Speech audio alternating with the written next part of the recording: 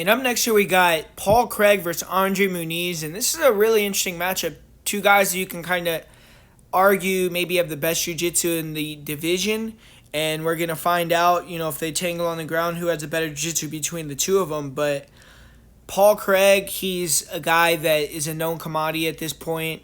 He has a win over, I guess not that he doesn't have a win over the champ anymore with Jamal Hill vacating the belt, but he has a big win over Jamal Hill. He's gotten a win over Nikita Krylov, so he's been able to go in there. He got a win over Magomed Ankalaev, so he's beaten some real high-level guys, but then he's also had bad performances. In his last fight, he got knocked out by Johnny Walker. Before that, he lost to Ozdemir. So it's just kind of a do-or-die fight for him in terms of trying to stick around in the mix in that top 10, top 15.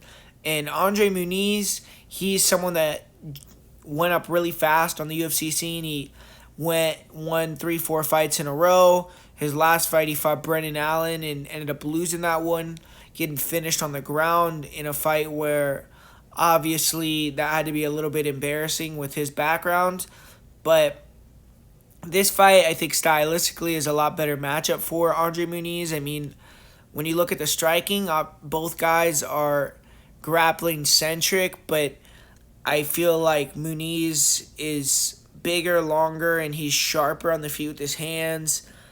Craig is just throwing a lot of weird shots, spinning attacks, and doesn't really have any rhythm or rhyme to his striking to me, whereas Muniz, I think, has improved in that area.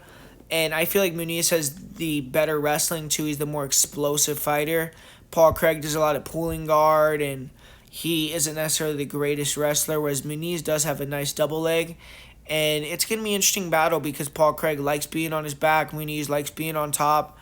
And I feel like Muniz is too good, too experienced to get submitted from full guard off bottom by Paul Craig. I think that he's going to be able to kind of dominate from the top position, and I honestly think he's going to get the submission. We've seen Jimmy Crute submit Paul Craig in the past, and I know that's the only time that Paul Craig has been submitted, but I feel like Muniz is just going to be that little bit better. But Paul Craig, he should have the cardio edge, and if he can make it a wild fight, maybe at the end he could catch a submission if Muniz is tired, or he could maybe even get a crazy type knockout. But I'm favoring Muniz more, and I'm going to say he gets it done via submission in the first round.